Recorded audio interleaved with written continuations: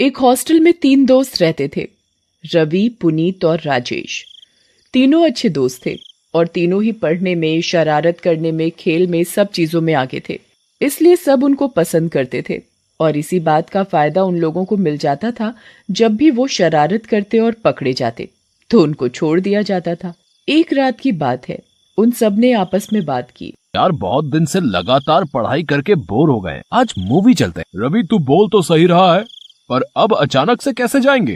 भाई मेरे पास एक आइडिया है, रात 9 बजे वाले शो में चलते हैं। सबको बोल देंगे कि तबीयत खराब है और सोने चले जाएंगे और एक सही मौका देख के निकल लेंगे। क्या कहते हो तुम लोग? सही कहा राजेश, आज रात ऐसा ही करते हैं। उस रात तीनों ने ऐसा ही किया और अपने हॉस्टल से 6 किलोमीटर दूर एक थिएटर में मूवी देखने चले गए। उस टाइम या तो वो पैदल जाते या साइकिल से, उनके पास और कोई रास्ता नहीं था, तो वो तीनों एक ही साइकिल पर चल दिए। रात अंधेरी थी तो उन्होंने अपने साथ एक टॉर्च लाइट भी रख लिया। मूवी हॉरर थी। मूवी खत्म होते होते 12 बज गए। सब लोग अपनी अपनी गाड़ियों से, कोई रिक्शे से, कोई अपनी मोटरसाइकिल से, तो कोई अपनी साइकिल से, सब लोग धीरे धीरे अपने घर को चले जाते हैं। पर इनके हॉस्टल का रास्ता दूसरी तरफ था और ये तीनों मूवी देख के बहुत डर गए थे। भाई मेरी मानो तो आज हॉस्टल नहीं जाते हैं, बहुत डर लग रहा है। मुझे भी बहुत डर लग रहा है, कितना भयानक जंगल है। बेटा आज हॉस्टल नहीं पहुंचा ना तो कल क्लास लग जानी है। कुछ भी हो आज हॉस्टल जाना ही होगा। पुनीत सही कह रहा है राजेश, डरने से क्या होगा, मन से डर को निकालते हैं और हॉस्टल चलते हैं। वैसे भी ये सब फिल्में काल्पनिक होती हैं, ये हमारे मनोरंजन के लिए बनाया जाता है और हॉस्टल में भी सब परेशान हो रहे होंगे। जंगल के भूत से तो हम बच जाएंगे, पर हॉस्टल के भूतों से हमें कौन बचाएगा? ऐसा बोलकर तीनों हंसने लगते हैं और साइकिल लेकर हॉस्टल की ओर चल देते हैं। हॉस्टल और थिएटर वाले रास्ते में एक छोटा सा जंगल पड़ता था।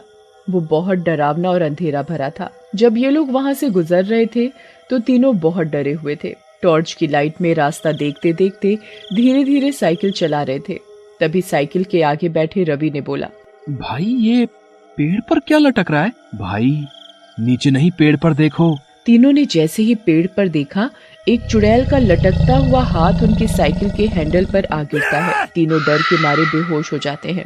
सुबह जब 4 बजे पुलिस की पेट्रोलिंग जीप आई तो पुलिस वालों ने उनके चेहरे पर पानी मारा और उनके होश में आने पर उनसे उनका एड्रेस पूछकर उनको हॉस्टल में छोड़ाए। उन तीनों का कल रात की घटना से सर भारी था। वो हॉस्टल पहुंचकर फ्रेश होके कुछ नाश्ता करके दोबारा सो गए। किसी से भी उन लोगों ने रात की घटना का जिक्र नहीं किया। रात हुई पर दिन में अच्छी नींद लेने के कारण उन तीनों को रात में नींद नहीं आ रही थी। तभी उनका दोस्त रोहित उनके कमरे में आया और उनसे बातें करने लगा। भाई कल क्या हुआ था? पुलिस वाले तुम तीनों को लेके आए, वो बोल रहे थे कि तुम तीनों जंगल में बेहोश थे। क्या हुआ था? कुछ नहीं भाई, बस कल हम बोर हो रहे थे तो मूवी देखने चले गए थे। जब मूवी देख के वापस आ रहे थे तो हमने पेड़ पर एक चुड़ैल देखी जिसके हाथ जमीन तक झूल रहे थे। उसके हाथ बहुत लंबे थे, बड़े बड़े नाखून। रवि ने बस ये बोला ही था कि उनके सामने रोहित पेड़ वाली चुड़ैल में बदल जाता है। ये सब देखकर तीनों फिर से बेहोश हो गए। सुबह होते ही तीनों को हॉस्पिटल ले जाया गया। उनको बहुत तेज बुखार और कमजोरी महसूस हो रही थी और पूरा शरीर कांप रहा था। उन तीनों के चेहरे को देखकर यही लगता था जैसे उन तीनों ने कुछ बुरा अनुभव किया है। 2 दिन बीत गए, उनकी हालत में बहुत सुधार हो गया था। एक रात उनके पास नर्स आई।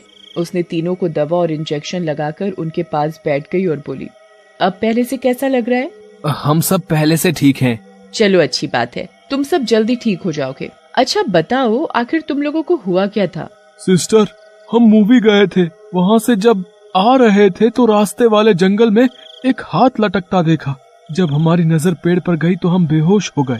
पेड़ पर चुड़ैल थी। तब पुलिस वाले सुबह हॉस्टल छोड़ गए, पर उसी रात हमारा दोस्त आया और उसने भी हमसे पूछा तो हमने जैसे ही उसे सब बताया, उसने रूप बदल लिया। वो हमारा दोस्त नहीं, वही चुड़ैल थी। रूप बदलते ही उसने बोला, कहीं यही हाथ तो नहीं, और हम बेहोश हो गए। होश आया तो हम हॉस्पिटल में थे। ये सुनकर नर्स मुस्कुराने लगी। सिस्टर, आप क्यों मुस्कुरा रही हो? क्या बात है?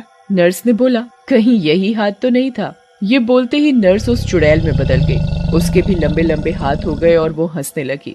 ये सब देखकर तीनों फिर से बेहोश हो गए।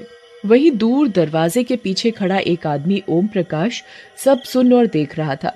ये सब देखने के बाद उसको बहुत अजीब लगा और वो ये जानना चाहता था कि आखिर उन लड़कों के साथ क्या हुआ था। ओम प्रकाश इन सब के बारे में जानने के लिए जंगल में उस पेड़ के पास गया जहाँ उन तीनों दोस्तों को चुड़ैल दिखी थी।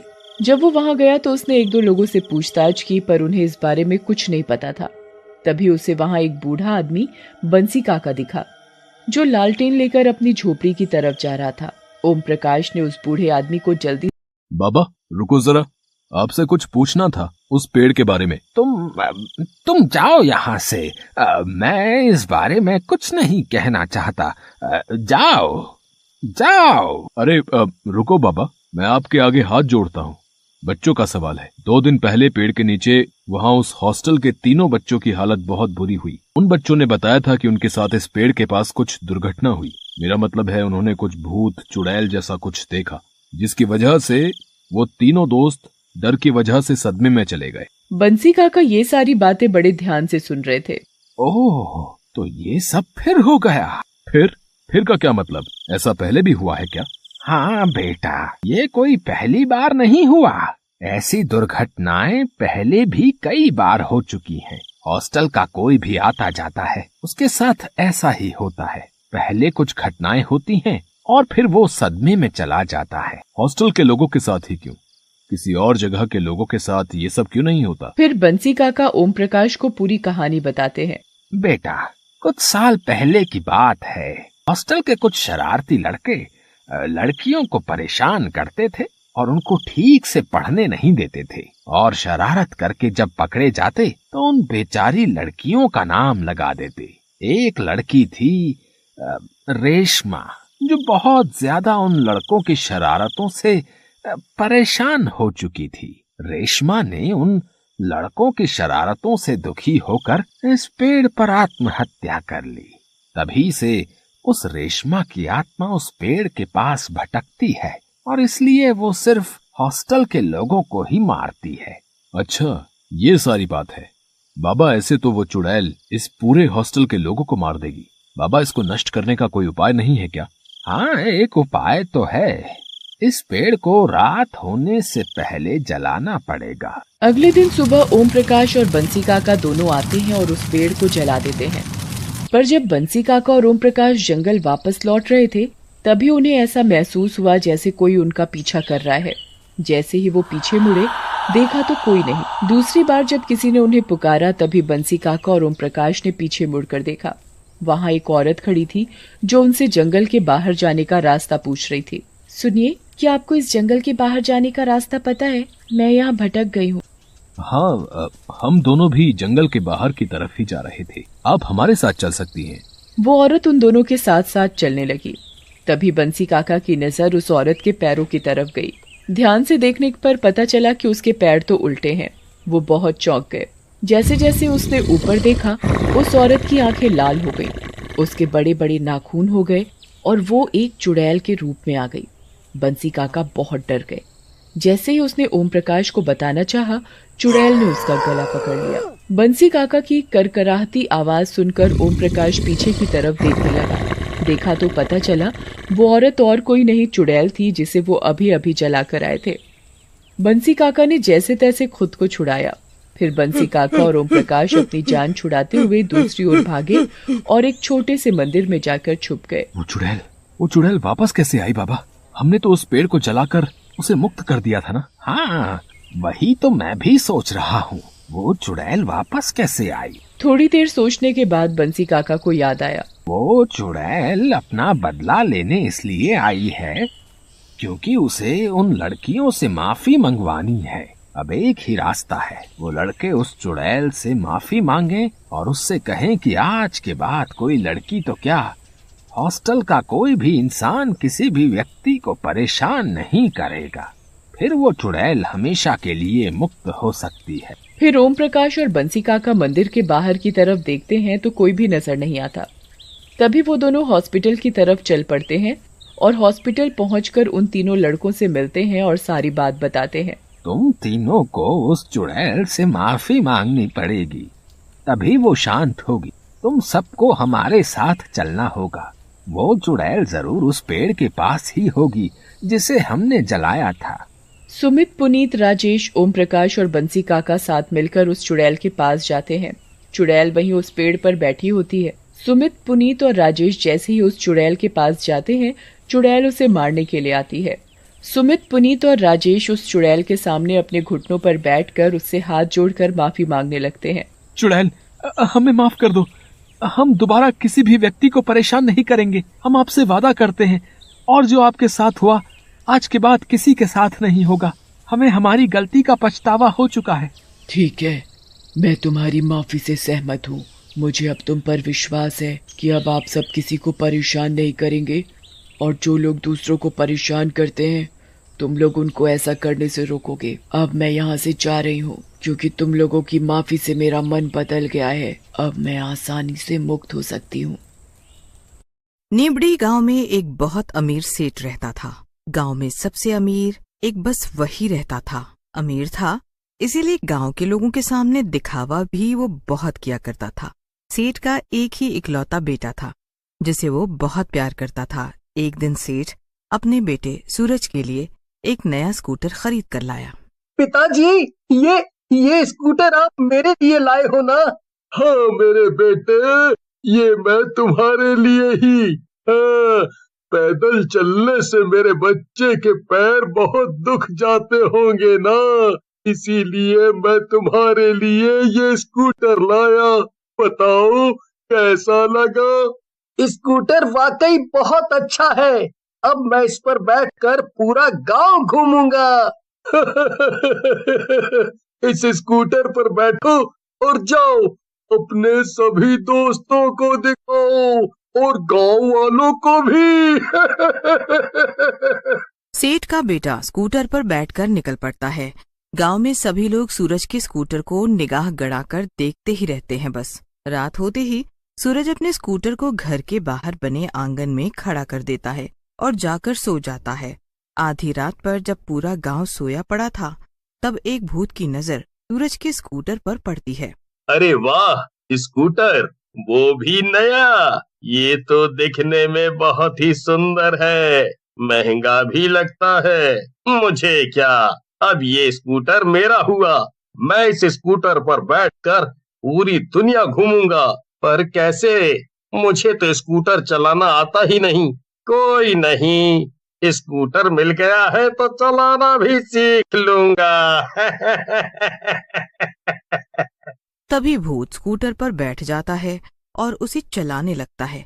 स्कूटर स्टार्ट करते ही भूत स्कूटर को मोहन की झोपड़े में ठोक देता है। अरे कौन है भाई? इतनी रात गए किसे चैन नहीं है? मेरा झोपड़ा ही मिला था क्या उजाड़ने को? घर से बाहर आते ही भूत को देख मोहन कांपने लगता है। माफ करना भाई, गलती से हो गया। मैंने जानबूझकर कुछ नहीं किया। ये सब मेरे इस स्कूटर की वजह से हुआ है। थोड़े ही दिनों में मुझे ये स्कूटर चलाना आ जाएगा। अरे मैं तो कुछ बोल ही नहीं रहा। मैं भूत को भला कुछ कह सकता हूँ? तुम्हारा ही ये झोपड़ा है, तोड़ो तोड़ो और तोड़ो। बस मेरे लिए रहने लायक थोड़ी सी छत छोड़ देना। अब मैं क्या जा सकता हूँ? हाँ हाँ, जाओ तुम। मेरी और मेरे ये स्कूटर की प्रैक्टिस तो यूं ही चलती रहेगी। मोहन भूत को देखकर बहुत डर गया था, पर सुबह होते ही मोहन पूरे गांव में ये खबर फैला देता है कि रात में गांव में एक भूत नए स्कूटर पर बैठकर घूम रहा था। वहां सूरज अपने नए स्कूटर के खोने की वजह से परेशान हो गया। तभी गांव का एक आदमी भागता दौड़ता हुआ सेठ के पास आता है। सेठ जी, वो स्कूटर चोर मिल गया। बताओ बताओ जल्दी, किसने चुराया मेरे बेटे का स्कूटर? भूत ने। तुम्हारा दिमाग तो ठिकाने पर है ना? भूत कब से स्कूटर चलाने लगा? भौरा की बातों पर सेठ और उसके बेटे को यकीन नहीं होता। रात को भूत स्कूटर लेकर गांव में आ घुसता है और चलाने की कोशिश करता है। नया स्कूटर मिलने की खुशी में भूत शायद ये भूल गया था कि वो मर चुका है और एक भूत बन चुका है। तभी स्कूटर की आवाज सुनकर सभी लोग जाग जाते हैं और अपने अपने घरों से बाहर निकलकर देखने लगते हैं। इतनी रात में किसे चैन नहीं है? कौन मेरी नींद खराब करने पर तुला है? 2-4 दिन बचे हैं बस मेरी जिंदगी में, उसे भी ये लोग चैन से नहीं जीने देते। इतनी रात गए, ये फटफटिया कौन चला रहा है? अरे काकी जरा धीरे बोलो और अपनी आंखों पर जरा चश्मा चढ़ाओ। देखो सामने कौन तुम्हारी नींद खराब कर रहा है, तुम्हारी और हमारी। काकी आंखों पर चश्मा लगाती है और भूत को साफ साफ देख पाती है। अरे ये गांव वाले तो सही बोल रहे थे बेटा, ये तो सही में भूत है। इस भूत ने तुम्हारे स्कूटर पर कब्जा कर लिया है। एक शब्द और बोला तो तुम्हारी दोनों आंखें निकाल कर मैं अपने स्कूटर की लाइट की जगह लगा दूंगा उन्हें। ये स्कूटर अब मेरा है। भूत स्कूटर पर बैठता है और चलाने लगता है। पूरा गांव स्कूटर के शोर से परेशान हो जाता है। भूत रोज रात को गांव में आता और कुछ न कुछ तोड़ फोड़ कर चला जाता था। एक दिन मीना रोती हुई सेठ के पास पहुंची। सेठ जी, मेरी माँ बहुत बीमार है, उनके इलाज के लिए मुझे कुछ पैसे चाहिए थे उधार में। बहुत जल्दी आपका उधार चुका दूंगी सेठ जी। सेठ जी थोड़े ही पैसे दे दीजिए, माँ की तबीयत अभी बहुत खराब है, इसलिए डॉक्टर को अभी जल्द से जल्द लाना होगा। उन्हें अगर वक्त पर इलाज नहीं मिला तो मेरी माँ मर जाएगी। सेठ की ना सुनकर मीना बहुत उदास हो जाती है और अपने घर की तरफ वापस जाती है कि तभी मीना के सामने भूत आकर खड़ा हो जाता है। जब मेरी माँ ही जिंदा नहीं रहेगी तो मेरे जीने का भी कोई मतलब नहीं है। माँ के बिना मैं एक दिन भी नहीं रह सकती, इसीलिए मैं तुमसे विनती करती हूँ कि मुझे मार दो, मुझे मार कर खा जाओ। मीना भूत को माँ के बारे में सब बताती है। भूत स्कूटर लेकर सेठ के पास जाता है। सेठ, ये स्कूटर मैं तुम्हें वापस करने आया हूँ। स्कूटर वापस करने आए हो? तुम तो बहुत अच्छे भूत हो।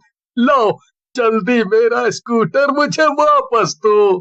पर एक शर्त पर, मुझे इसके बदले कुछ पैसे दोगे तुम, तभी इस स्कूटर को हाथ लगा सकते हो। सेठ फौरन भूत के हाथ में कुछ पैसे रख देता है और अपना स्कूटर उससे ले लेता है। भूत वो पैसे मीना को दे देता है। इतने सारे पैसे, इन पैसों से अब मेरी माँ का इलाज अच्छे से हो जाएगा, वो ठीक हो जाएगी।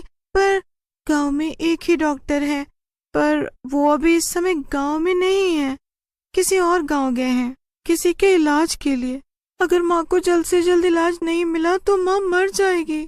भूत कुछ सोचता है, फिर अभी थोड़ी ही देर में सुबह हो जाएगी और मैं सुबह होते ही गायब हो जाऊंगा। उससे पहले मुझे ये काम करना है, मुझे वो स्कूटर वापस लाना होगा। भूत स्कूटर लेकर सीधा मीना के घर पहुंचता है। भूत स्कूटर चलाता हुआ मीना और उसकी माँ को कुछ ही घंटों में शहर छोड़ देता है और गांव वापस लौट आता है। सुबह होते ही भूत तो गायब हो जाता है, पर पूरा गांव भूत की ही चर्चा में लगा रहता है। भूत ने हमारे गांव में तोड़फोड़ जरूर की, पर किसी का कोई नुकसान नहीं पहुंचाया। सही कहा तुमने, देखा ना कल कैसे भूत ने मीना की मदद की। अगर वो भूत नहीं होता तो बेचारी मीना अनाथ हो गई होती। पूरे दिन भूत की चर्चा हुई। फिर रात होते ही भूत अपना स्कूटर लिए पहुंच गया गांव में। आ गया तू, मैं तेरा ही इंतजार कर रही थी। ये क्या है काकी? तुम बहुत ही अच्छे भूत हो, इसीलिए मैं तुम्हारे इस नए स्कूटर के लिए लाई हूँ। नया स्कूटर आने पर सब उसकी पूजा करते हैं, उसे माला पहनाते हैं ताकि सफर अच्छे से कटे, कोई दुर्घटना या नजर ना लगे उसे। काकी भूत के स्कूटर की आरती करती हैं, माला पहनाती हैं। भूत काकी को अपने स्कूटर पर बैठाकर काकी को पूरे गांव में घुमाता है। पूरा गांव भी ये सब देख रहा होता है। अगले दिन रात को सब पहले से लाइन लगाकर खड़े हो जाते हैं। तुम सबने ये लाइन किस खुशी में लगाई हुई है? इसीलिए ताकि हम सब भी तुम्हारी स्कूटर का मजा ले सके। मैं कभी नहीं बैठी स्कूटर पर, मुझे भी बैठना है। ज्योति के बाद मेरी बारी, मुझे भी बैठाना फिर इसके बाद। अच्छा, तो ये बात है। मैं सबको इस स्कूटर पर बारी बारी घुमाऊंगा। अब तो मुझे स्कूटर चलाना अच्छे से आ गया है। अरे भाया मैं तो लुट गयो, बर्बाद हो गयो। इस भूत ने मुझे टगला बना दिया, टगला।